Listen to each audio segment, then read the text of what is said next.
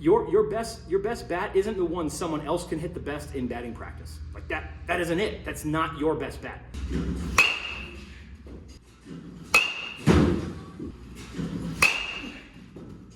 Yo folks, how you doing? Look at this bad boy. 32-inch Voodoo One, super popular, like ridiculously popular. We're finding a lot of people that are just buying it in bulk and then trying to resell it because they think there's not going to be enough of them. And there's probably not, especially if people keep buying 5 or 10 at a time. More importantly, especially if folks like DeMarini and the big outlets like Just Bats and Closeout Bats and Dick's Sporting Goods allow people to buy more than one at a time. So as long as they continue to do that, expect to find this bat hard to find.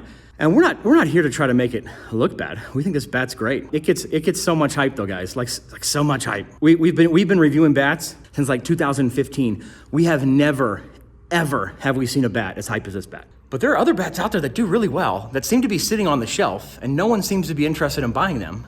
And yet this one you can't even find. It's in the secondary market for $800. And frankly, sadly, people are gonna buy it. So look, if you can find this bat in stock and this is the bat you want and it's a normal price, get it. You'll be happy with the bat. No shame in that, okay? If this bat is not available for the holidays and you have to go pay jacked up secondary prices for it, don't do it. Don't do it. And I'm gonna show you why right now. Voodoo One, baby, 32. Put it back in the bucket. That's the trick.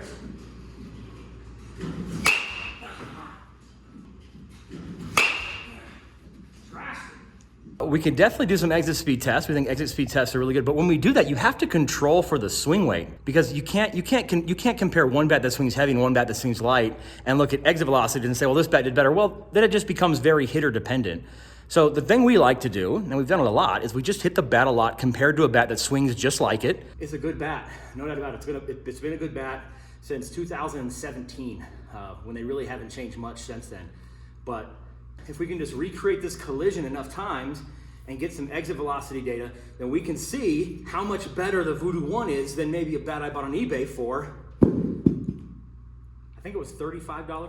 The Rip It Prototype 2, exact same swing weight as the Voodoo One, barrel profiles, super similar.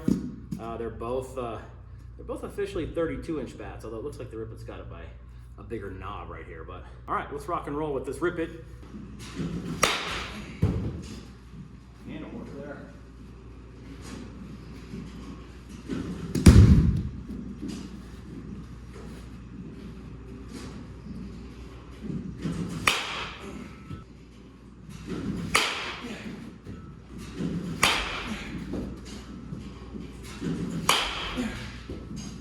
We're gonna do about 20-25 hits on each bat, and then we'll look at the numbers. By the way, you guys ever seen these Axe bat gloves? They actually wrap from the opposite side. See that? They wrap from over here. Axe says they don't come off as easily, or they don't loosen because they wrap the opposite way. I guess when you swing, I'm not sure I understand why that might be the case, but anyways, I like them.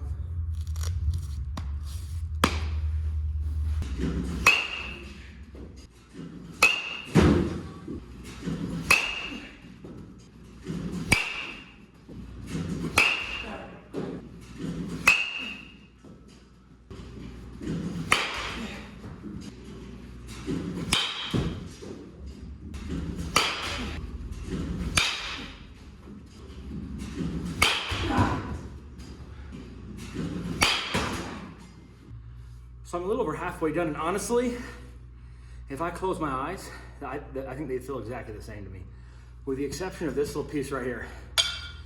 This flare on the DeMarini, you can feel that a little bit in the bottom hand. I'm not sure if I prefer one over the other. I probably like that flare a little better because I tend to over grip, and I'm not a great hitter, but maybe I'd like it differently here, although I do like the taper better on this guy.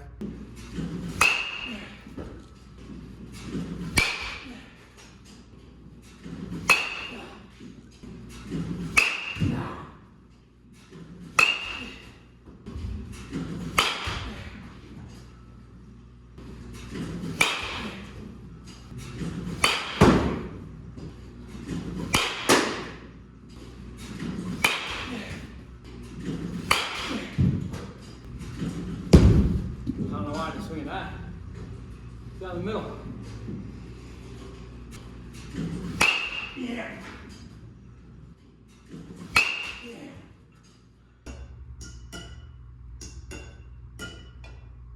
All right, I got 3 more with this guy.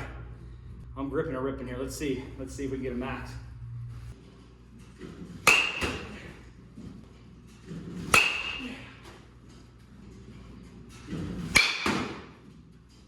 There you go, I got 30 hits on each. I mean, let's go look at the numbers. How else can we tell? How else can we tell? All we're measuring is just a collision on the bat, that's it. There's no other factor to consider unless there's something in my mind, unless there's some sort of hitter bias. Like when I get up here, I swing harder with this bat for some reason over swinging harder with this bat. That's not something that we can measure. That's not something that I can decide for you. You have to go out and do it yourself. There's no one you can watch and say, oh, that's my bat because he hit it great. Your best bat isn't the one someone else can hit the best in batting practice. Like that isn't it. That's not your best bat. Performance, the bounce, that's something we can measure because we can control for swing weight and we can do it so many times. We can do it so many times and get an average and say, okay, this is what happens in the long run as we recreate that collision at a certain impact speed. I think multiple hitters is useful. I think different size hitters are useful. But again, that's more for player feedback. All I can do in a situation like this is we can just measure barrel bounce, the pop. We can use the same baseballs that we do. We can use bats that have the same swing weight in the same class of the same length with the same hitter at the same time, rotating back and forth between bats. I don't know how else you can do it any better than that. So let's go see what happened in terms of performance. These 2 bats that weigh. We can look right here. It's just all 30 hits. You'll see the average velo was 71 and the max was 82 for the Voodoo One. On the Rip It prototype, the max velo 81, average velo 74.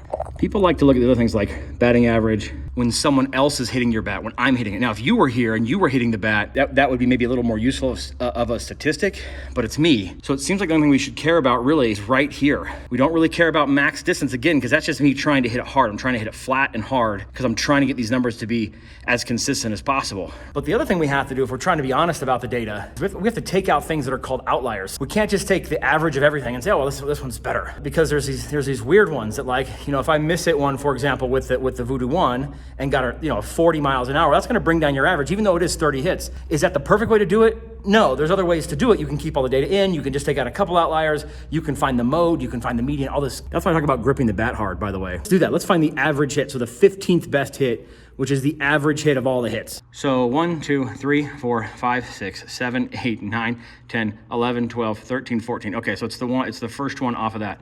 So 73.1, and that was the Voodoo One. This is the median, folks, not the mean. It's still sorted here, and it's the one right below that. I got 77 on that one.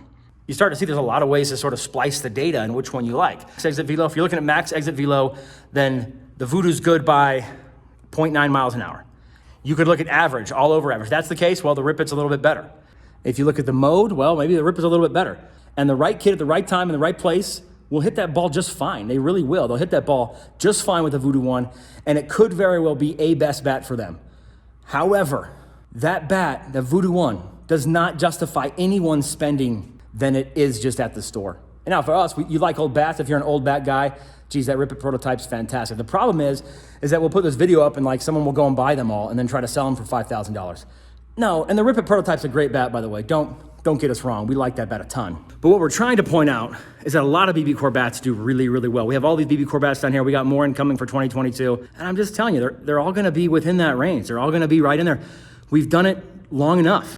Don't overpay for the Voodoo One, man. It's a perfectly reasonable bet, but don't feel like you have to have it. If you can't, don't feel like you have to have it and it's somehow gonna make you a better player. It's just not, okay? It's just not. It's a good bat. It's a really good bat for the right kid, but there are other light swinging single piece bats out there, like the Vandal, like the Solo, like the new Easton Alpha, ALX, like the Cat 9, although the Cat 9 swings a little bit heavier than these guys. But light swinging single piece alloy, if that's what you want, man, go find one. Go find an old Rip It. Go find an old Solo. Go find an old Velo from Rawlings. Now, if it's in stock and that's the money you want to pay, well, Merry Christmas, folks. Go get yourself a Voodoo One.